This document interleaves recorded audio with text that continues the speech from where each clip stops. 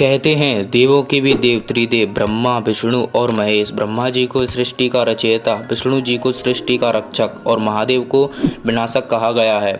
कई लोग के मन में यह प्रश्न उठा होगा, त्रिदेवों में सबसे शक्तिशाली और सर्वश्रेष्ठ कौन है। अगर आपके मन में भी यह प्रश्न उठा है तो आइए जानते हैं इस वीडियो के माध्यम से। वीडियो में आगे बढ़ने से पहले PVS सनातनी यूट्यूब चैनल में आपका स्वागत है। तो वीडियो को करते हैं बिना देरी किए शुरू। इस विषय में 3 प्रकार की कहानियाँ उपस्थित हैं। पहली है शिव पुराण, दूसरी है भागवत गीता और तीसरी है सप्त ऋषियों में। तो दोस्तों सबसे पहले हम शिव पुराण की कथा जानते हैं। एक बार ब्रह्मा जी और विष्णु भगवान के बीच में यह विवाद छिड़ गया, उन दोनों में श्रेष्ठ कौन है और शक्तिशाली कौन है। और दोस्तों विवाद इतना विध्वंसक था कि उन दोनों के बीच युद्ध करने की नौबत आ गई।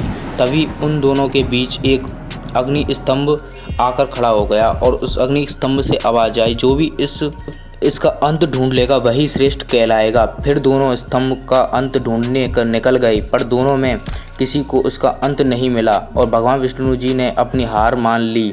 परंतु ब्रह्मा जी ने झूठ बोला और कहा, मुझे स्तंभ का अंतिम भाग मिल गया। ब्रह्मा जी के झूठ बोलते ही वहाँ स्तंभ के स्थान पर महादेव प्रकट हुए और महादेव ने ब्रह्मा जी का एक सर उखाड़ लिया और उन्हें श्राप दिया, संसार में उनकी पूजा नहीं होगी, एवं भगवान विष्णु को अपने समान पूजे जाने का वरदान दिया। और इस कथा के अनुसार यानी शिव पुराण के अनुसार महादेव श्रेष्ठ हैं। अब दोस्तों बात होती है दूसरी कथा की, भगवत गीता की।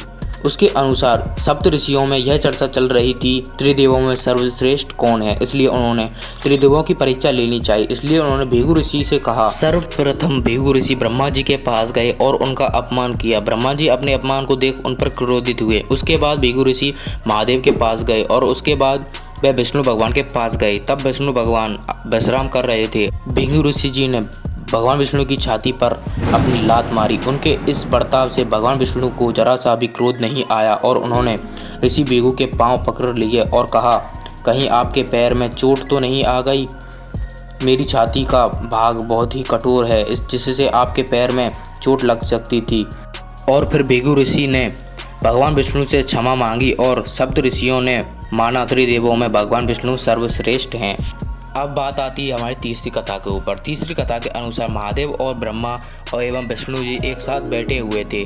तभी महादेव ने सोचा, अगर मैं विनाशक हूँ तो मैं किसी का भी विनाश कर सकता हूँ। मैं ब्रह्मा और विष्णु जी का भी विनाश कर सकता हूँ। शिव जी के इस विचार से ब्रह्मा जी और विष्णु जी भगवान मुस्कुराए और ब्रह्मा जी बोले, क्यों ना आप अपनी पूरी शक्ति का इस्तेमाल मुझ पर करें, क्योंकि मैं भी जानना चाहता हूँ आपकी शक्तियाँ मुझ पर क्या असर करती हैं। फिर महादेव ने अपनी शक्ति का इस्तेमाल कर ब्रह्मा जी पर किया।